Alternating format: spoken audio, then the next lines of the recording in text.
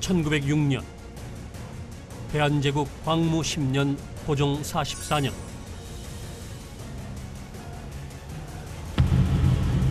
전하, 이준입니다. 그래. 어서 오게. 자네가 오는 걸 본 사람은 없겠지? 예, 명령하신 대로 조심 또 조심하였습니다. 이걸 받게.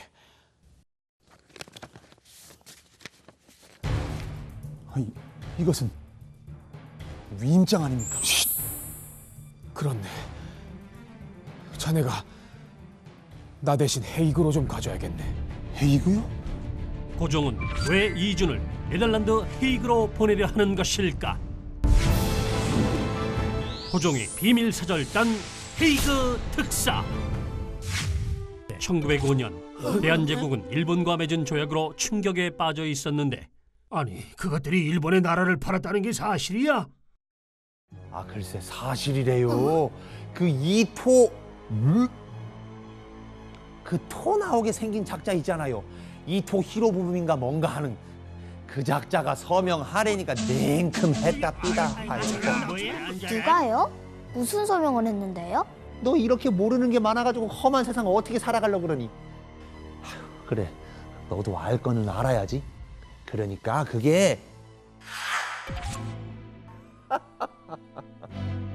앞으로 대한제국은 대일본 제국의 허락 없이는 그 어떤 나라와도 조약을 맺을 수 없음이다. 여기에 서명해 구다사이. 그랬다. 일본은 우리나라의 외교권을 일본에게 넘긴다는 내용의 조약을 맺으려 했는데, 이것은 우리 인삼을 수출하고 싶소만. 좋다 해. 오, 아니 때문이다. 일본의 허락이노 맡아야문이다. 우리 미국은 대한제국이랑 친하게 지내고 싶어요. 호호, 좋소. 아니 때문이다. 일본의 허락 없이는 아무것도 아니 때문이다. 이는 곧 모든 권리가 일본에게 있다는 것으로 우리나라가 일본의 식민지가 된다는 뜻이었다. 내가 앞으로 고종이 끝까지 서명을 거부하자 당시 권력을 쥐고 있던 5명의 신하들이 서명함으로써 조약이 맺어지는데, 이를 일사늑약이라 한다. 그럼 이제 우리나라는 일본께 되는 거예요? 그럼 우린 어떻게 되는 거예요? 그러게나 말이다. 이렇듯 온 나라는 슬픔에 잠겨 있었고, 그 누구보다 가슴 아프고 괴로워하는 사람이 있었으니 바로 고종이었다. 이 조약은 무효요, 무효. 아니 왜 무효임입니까? 벌써 이 대한제국과 일본이 사인을 다 하지 않았습니까? 대한제국의 황제는 나 고종이요. 내가 사인을 하지 않았는데 어떻게 조약이 맺어질 수 있단 말이오? 그러네. 하지만 이미 벌써 늦었습니다. 조약이라 하면 모름지기 나라와 나라가 협의하여 약속을 맺은 것 아니오? 맞습니다. 그런데 이렇게 일본 입장에서 일방적으로 맺은 조약을 어떻게 조약이라고 할 수 있어? 그렇지, 데스. 하지만 이미 조약은 맺은 거다, 데스.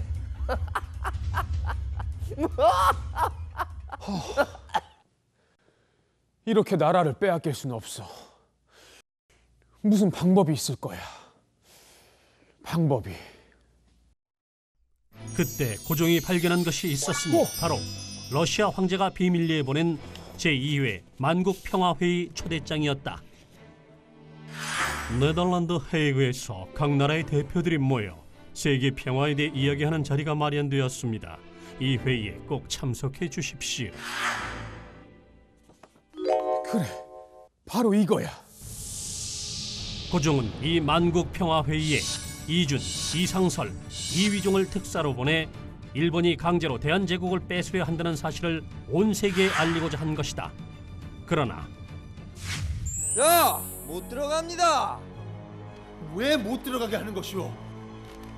우리는 고종 황제를 대신해서 대한제국 대표로 온 거란 말입니다. 암튼 그 대한제국은 일본의 허락 없이는 그 어떤 나라도 만날 수가 없습니다. 조약을 맺지 않았습니까? 조약! 그건 무효입니다. 그렇게 강제로 맺은 조약은 무효예요. 무효. 네, 무효. 아무튼 못 들어갑니다. 일본의 허락을 막고 오시오. 무효예요. 일본의 방해로 무효라고요? 회의장 안에 들어갈 수조차 없게 된다. 하지만 3명의 특사는 포기하지 않았고 회의장과 3개의 기자들이 모인 자리에서 우리나라의 상황에 대해 알리기 시작했다. 자, 여러분. 지금 여기 모인 모든 나라가 평화를 이야기하고 있습니다. 그런데 일본이 우리나라를 빼앗는 것을 두고만 보시겠습니까? 노! 일본이 맺은 조약은 불법입니다. 일본은 지금 대한제국에서 즉시 떠나야 돼요. 에브리바디 오케이? 일본은 왜 나왔습니다. 이휘종의 연설은 그 자리에 있던 모든 기자들에게 공감이 되어 다른 나라에 전해지게 되었다. 그러자 일본은 분노하고 고종, 감히 우리 몰래 특사를 보나? 결국 특사들은 일본의 방해로 만국평화회의에 참석하지 못하게 되고 고종은 일본의 강압으로 황제 자리를 둘째 아들 순종에게 물려주게 된다. 하지만 고종은 그대들을 믿소. 헤이그의 특사들이 끝까지 싸워줄 것을 응원한다. 직접 고종의 특명을 받았던 이준은 일본의 방해와 폭력에 울분을 참지 못하고 전하! 헤이그에서 죽음을 맞게 된다. 하지만 남은 2명의 특사는 대한제국은 독립국이다. 독립국이다. 고종의 바람대로 그 이후로도 끊임없이 전 세계를 돌며 우리나라의 독립을 위한 노력을 멈추지 않았다.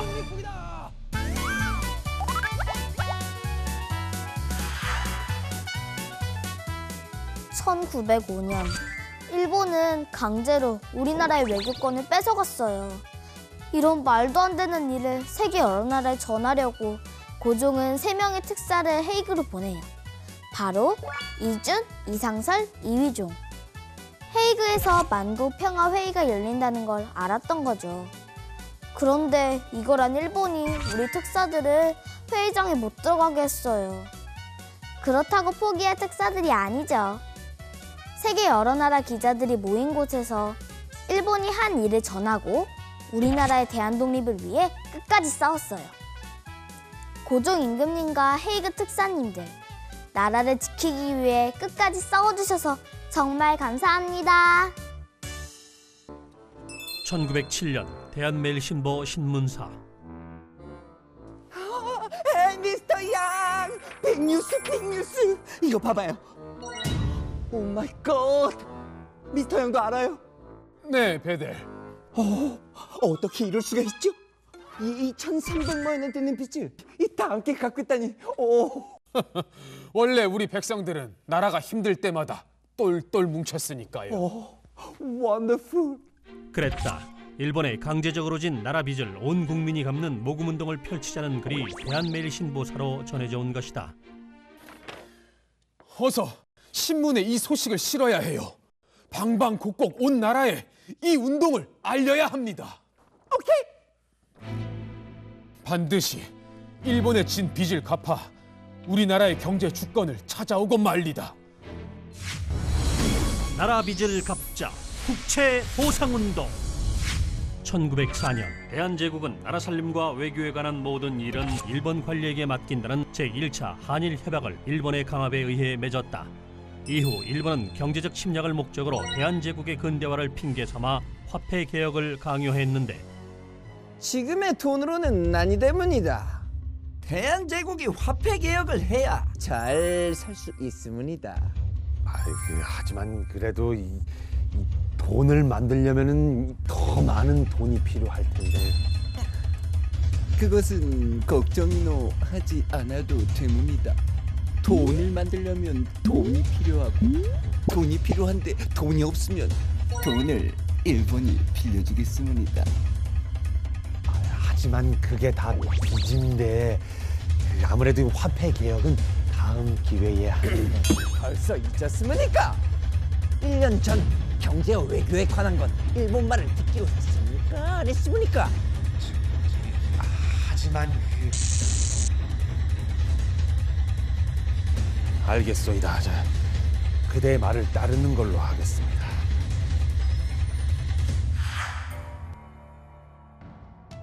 주인님, 대한제국에 많은 돈을 빌려줬다가 대한제국이 못 갚으면 어쩌무니까?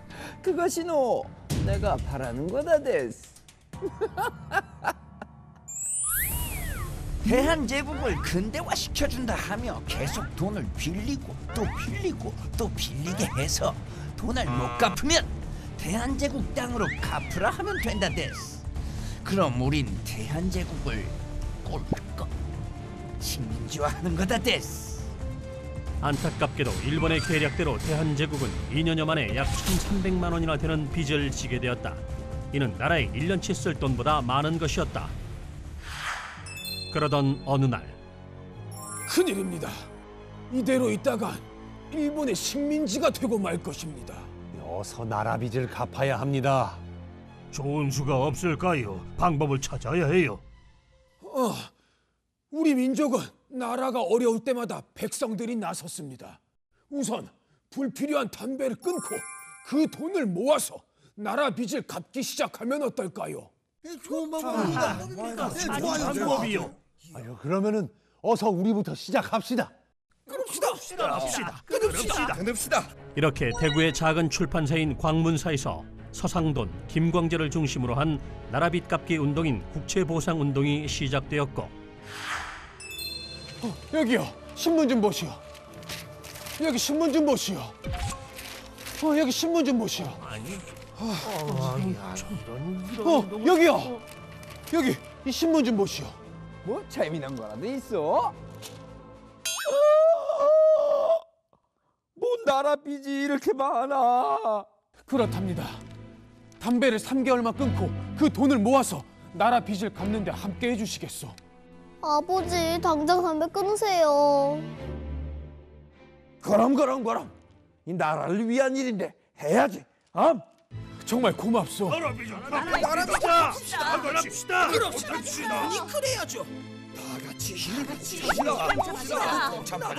아유 그럽시다. 이 나라 빚을 갚읍시다. 대한매일신보 등 여러 신문사들이 국채보상운동을 널리 알리자 수많은 사람들이 참여하게 되었는데 맛있어. 누나, 우리 이 반찬값을 아껴서 나라 빚을 갚아요. 그래. 아유 누구 딸인지 그냥 끼뜩하기도 하지. 담배도 끊고 절약하는 아버지 최고.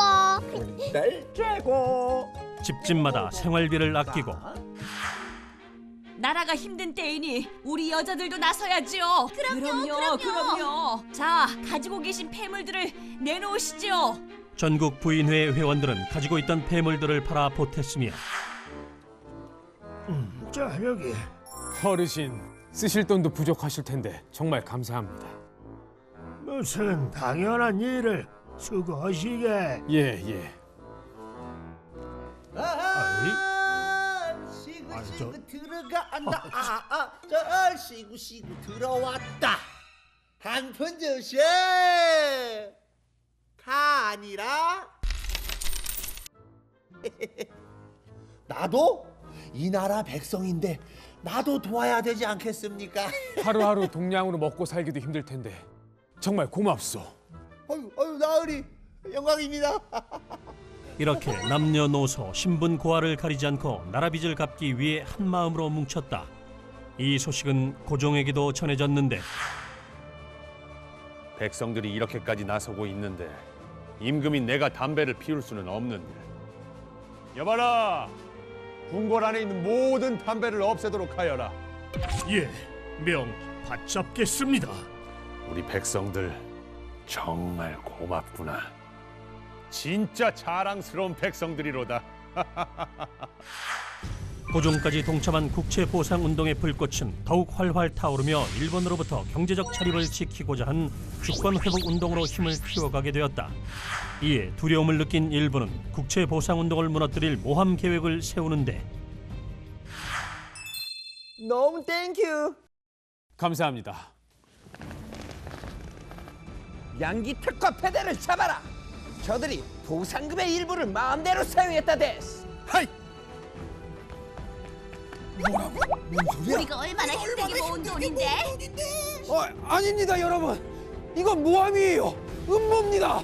노노노노노 유 라이어 거짓말쟁이. 부럽다 데스. 어서 잡아가라 데스. 이렇게 일본은 운동의 주체인 양기탁과 패대를 모함해 국채보상운동을 무너뜨리려 했고 결국 일본의 방해와 탄압으로 모금운동은 안타깝게도 중단되고 말았다. 하지만 죄가 없었던 양기탁은 풀려나게 되고 이번엔 일본의 계략에 당했지만 우리 민족의 단결력은 여기서 끝나지 않을 것이다. 언제든 나라가 어려울 때면 온 백성들이 힘을 모을 것이니. 그렇다. 국채보상운동은 백성들 스스로 애국심과 일본에 저항하는 의식을 가지게 되는 계기가 되었고 이후 일제강점기 동안 우리 민족이 자주 독립운동을 일으킬 수 있었던 시작점이 되었던 것이다. 이러한 단결된 힘은 오늘날까지 이어져 나라가 위기에 처할 때마다 하나로 뭉쳐 극복해내는 우리 민족의 자긍심이 되고 있다.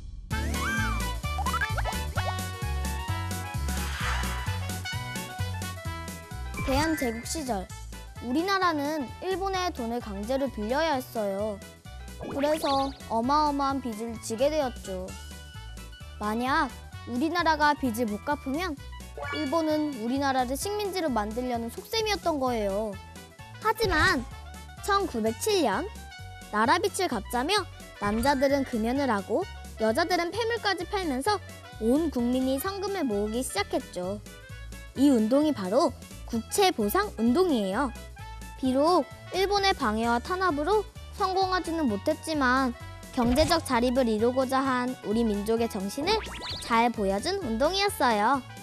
나라가 힘들수록 더욱 하나 되는 우리나라 사람들, 정말 자랑스러워요.